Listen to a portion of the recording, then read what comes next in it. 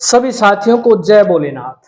HSSC द्वारा जो drama किया गया है वो सभी विद्यार्थियों ने और शिक्षकों ने देख लिया है। आज हम बात करेंगे जो एचएसएससी द्वारा जो ड्रामा किया गया था, पेपर ग्रुप सी का जो लिया गया था, उसमें जो मंडे को पेपर हुआ था और जो संडे को पेपर हुआ था 6 तारीख वाला, और 7 तारीख में जो पेपर लिया गया उसमें आपका 50% पेपर रिपीट किया गया है। ऑप्शन भी उसमें चेंज नहीं किए गए थे।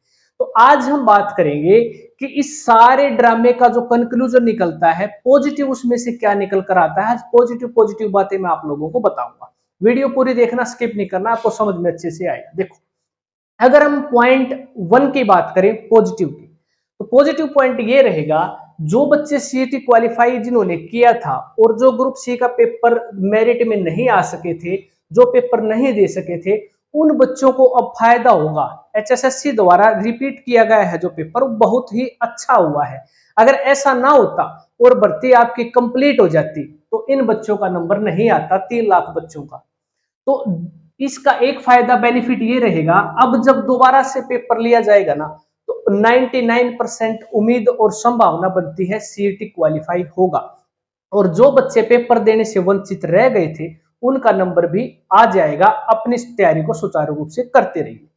अगर हम पॉइंट नंबर 2 की बात करें पॉजिटिव की, पॉजिटिव क्या है पॉइंट, यहां से आपको है ना पैटर्न का पता चल गया है। एचएसएससी ने जो पेपर लिया है ना, अब इससे आपको पैटर्न का अंदाजा लग चुका होगा कि किस टाइप का पैटर्न आएगा एग्जाम में।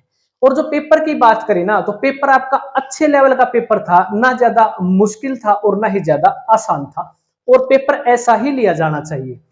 आगे भी जब पेपर लेगा तो ऐसा ही पेपर होना चाहिए कि न तो ज्यादा हार्ड हो कि उसे कोई कर ना पाए, और न इतना आसान हो कि सारे के सारे क्वेश्चन उनको आते हो बच्चों को, ऐसा नहीं। तो बिल्कुल एक मीडियम सा जो पेपर होना चाहिए, वो एक अच्छे लेवल का पेपर था, इसमें कोई दो राय नहीं। तो आपको यहाँ से पैटर्न का पता चल गया है।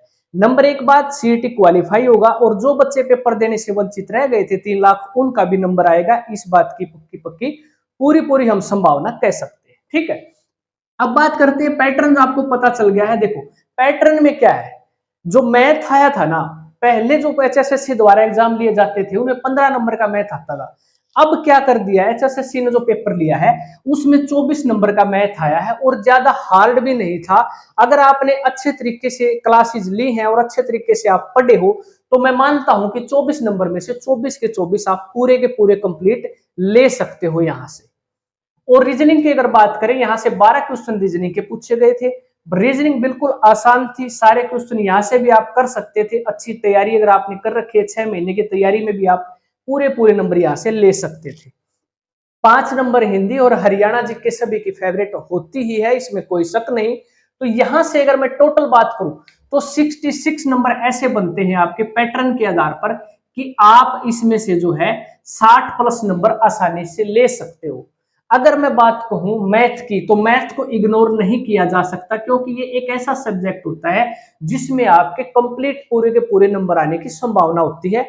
और ऐसा हुआ भी है, क्योंकि जो पैटर्न मैथ का जो आया था उसमें सारे के सारे इजी और अच्छे लेवल के सवाल थे जिसको आप कर सकते थे। 24 नंबर ये, 12 नंबर ये, और ये 5 नंबर ये, और हरियाणा जी के 25 में से 20 प्लस भी अगर मान लोगे तो आप, कहने का मतलब 60 प्लस नंबर यहां से आप ले सकते थे। अब आगे जो पेपर होगा, अगर सीईटी क्वालिफाई हो जाता है और 3,56,000 विद्यार्थी जितने परीक्षार्थी हैं, अगर वे एग्जाम देते हैं, तो ये मानकर चलो कि इस पैटर्न पर आपने तैयारी करनी है, क्योंकि पहले पैटर्न डिफाइन नहीं था, पता नहीं था कि क्या पूछ ले। लेकिन इस पैटर्न से आपको पॉजिटिव बात ये रहेगी कि आपको अंदाजा लग जाएगा, इस तरीके से आपने तैयारी करनी है। ग्रुप डी का भी कोई पक्का सिलेबस नहीं है डिफाइन, लेकिन आप इस तरीके से तैयारी करनी है। मैथ और रीजनिंग पर आपने पूरा ध्यान देना है, क्योंकि यहां से आपका 36 नंबर, यहां से आपके 36 नंबर कंप्लीट पूरे के पूरे नंबर आएंगे आपके।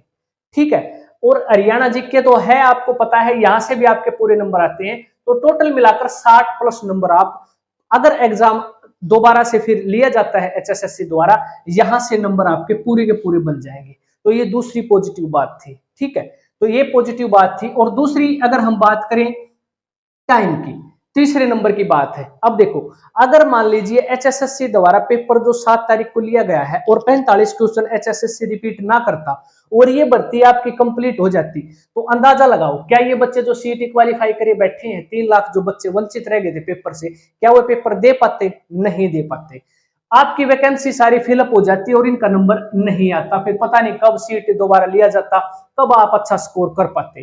तो आपके लिए ये बहुत ज्यादा बेनिफिट है कि ये बच्चे भी यहाँ पर बैठ सकते हैं, बिल्कुल आसान है और बैठेंगे, इसमें कोई शक नहीं है। और आपको पैटर्न पता चल गया है। अगर मैं टाइम की बात करूं तो टाइम आपको मिल चुका है। अब अगला पेपर जो एचएसएससी द्वारा ग्रुप सी का दोबारा से लिया जाएगा, ये पेपर जो लिया गया कैंसिल हो जाएगा, इसमें आप निश्चिंत हो जाना, ये पेपर तो आपका कैंसिल होगा। और आपके पास अब टाइम है। टाइम क्या है, आपने अच्छे तरीके से तैयारी करनी है, इस पैटर्न के हिसाब से तैयारी करनी है। जब भी आपका ग्रुप सी और ग्रुप डी का पेपर होगा, आपका सिलेक्शन 100% होगा। तो ये आपके लिए 3 पॉजिटिव बातें थी, यही मैंने वीडियो में आपको बताना था। ठीक है, जो एचएसएससी द्वारा ड्रामा किया गया है, ये तो हम मानते हैं, बिल्कुल रोष है विद्यार्थियों में भी और सभी टीचरों में भी, लेकिन इसके साथ साथ हमें इन पॉजिटिव बातों को बिल्कुल भी नहीं भूलना चाहिए। ये आपके हक का फैसला है, एक प्रकार से मैं कह सकता हूं। मैं तो मानता हूं कि ये जो 3 पॉइंट है ना, ये बहुत ही अच्छा रहेगा जो विद्यार्थी सीईटी क्वालिफाई है। तो उम्मीद करते हैं जल्दी ही आपका नोटिफिकेशन आने वाला है, पेपर आपका कैंसिल हो जाएगा और उसके बाद जब भी आपका नेक्स्ट पेपर लिया जाएगा अगली टर्म में, तो आपको समय भी मिल जाएगा, पैटर्न भी आपको पता है और क्वालिफाइड जो बच्चे हैं उनका भी नंबर आ जाएगा। ठीक है, तो इन्फॉर्मेशन कैसी लगी, मिलते हैं अगली क्लास में। तब तक के लिए आपने कमेंट में जरूर लिख देना है। जय भोलेनाथ।